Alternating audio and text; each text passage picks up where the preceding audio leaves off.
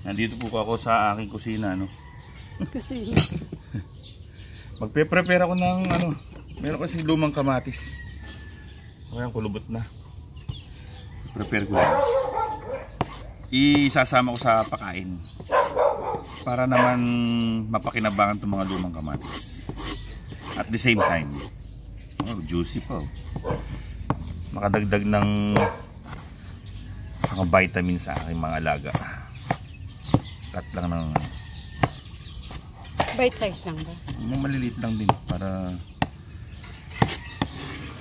sama na sa tuka. Pag tinutuka yung pagkain, makain naman sila niyan. Tsaka saging. Lalagyan ko na rin nito para kahit kumakain sila ng meron silang dahon para madagdag pa. Del agua. Maganda yan sa ano, sa mga alaga, mataas ang protina niyan. Ayon sa mga ano, sa mga napanood kong ibang mga vlogger, maganda daw to sa mga alaga. Pinapakain to sa baboy, sa kambing. Mataas daw sa protina no.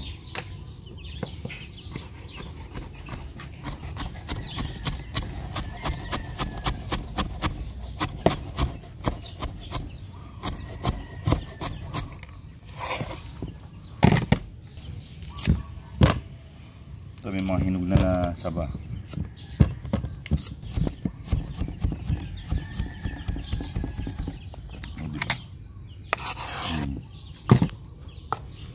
Yan. Sasama ko yan sa mga pagkain ng aking mga alaga. Di ba?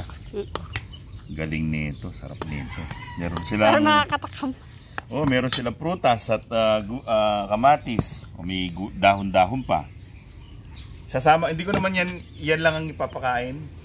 Isasama ko lang yan sa pagkain na sa umaga. Laging konti lang para kumbaga sa ano kumakain ka, meron kang dessert. Yeah. Pero nakahalo sa pagkain mo. Subukan mo yun. Kakain ka ng kanin, ihalo mo ng dessert, parang ganoon. Tapos sa tubig, maglalagay ako ngayon ng breeder aid.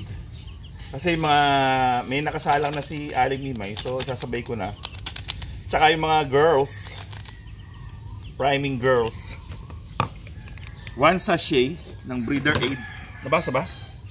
Oh. Sorry. Breeder aid. Kita ba dyan? Pero ito yung talaga yung harap niya. Yung sa likod yun eh. Oh, ha? Isang sachet sa isang galon. Ba? Isang galon ay 4 litro. 4 na litro. So, convenient, no? Isang galon, isang ganito, no? So, convenient na. Maganda to sa mga breeder talaga. Kahit babae, kahit lalaki, para maganda yung... Pero mainly, syempre, sa babae talaga to. Para pampaganda ng kalidad ng itlog, para mas maganda yung quality ng shell ng itlog, saka yung sustansya nila hindi na nadideplete. Kasi pag nangingitlog ang inahin, nakukuhanan siya ng mga nutrients, di ba? Kaya kailangan sinusuplayan natin ng ganito para hindi nadideplete. Mga nag-aantay naman ako.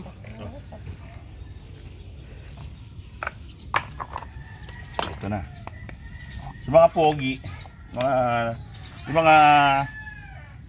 pogi, mga lalaki, mga hindi naman binibreeder, plain water lang muna kasi kagagaling lang nila sa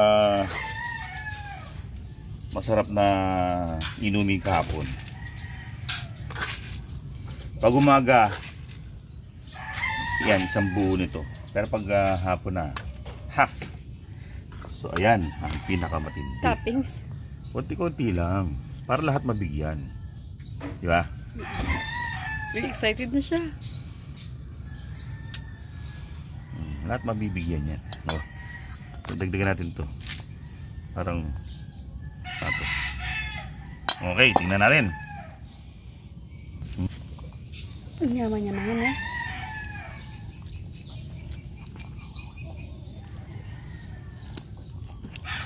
Inuna niya yung ano dessert O, ito naman.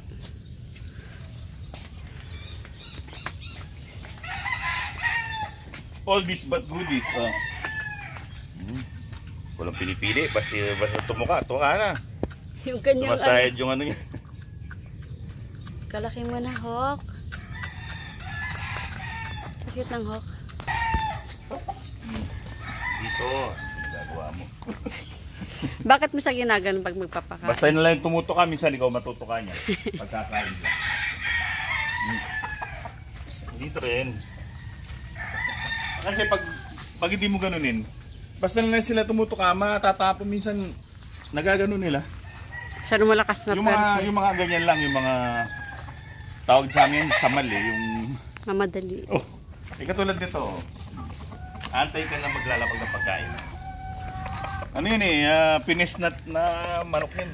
Very demure. Oo. Nagtatawag pa siya ng girl. Oh, syempre sa mga inahin. Inahin kong magaganda. Para sarang tignan nyo dito sa baba. Yeah.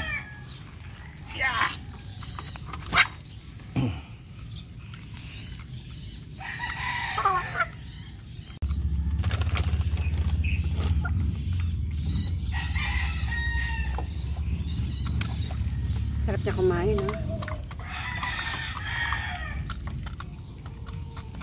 Siyempre, ang inumin. Ano na? Breeder aid. Breeder aid. Breeder aid. Breeder aid.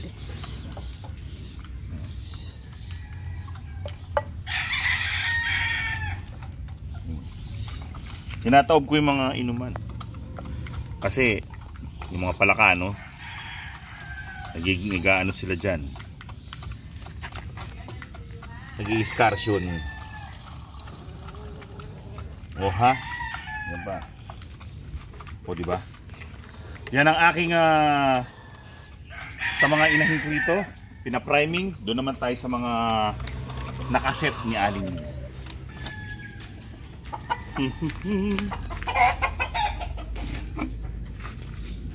Siyempre.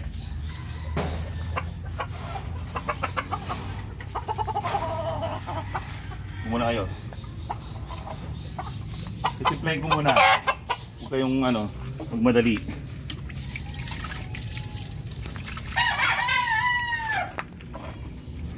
Di ba?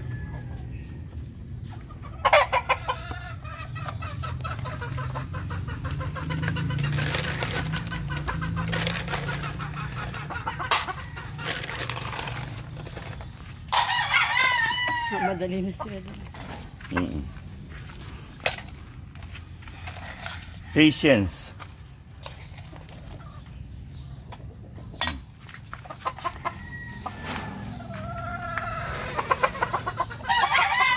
Ito. Ito dito. Ito. Mabait to. Excuse me. Mabait siya, napakabait na broodcock niya. Yan ang pinakagusto kong broodcock, mabait. Kahit sa inahin, mabait siya. Yan. Alright. Breeder aid. Mix well. Baka na eh. Parang narinig ko si Maxwell. O, di ba? Sino ba naman ang hindi magpo-produce ng mga healthy mga sisiw kung ganyan ang kinakain, di ba? Malusog na katulad ko. At tatabang mga sisiw, no?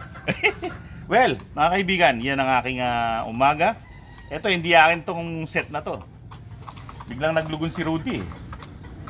As in, nagtanggalan ng mga buntot niya.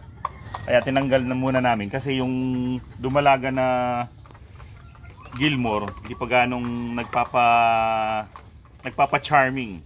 Mailap pa kasi medyo bata pa yun. Siguro after nito, pwede na yun. Well, mga kaibigan, hanggang sa susunod na episode. Maraming salamat sa inyong panonood. Paalam! Sorry. Mali.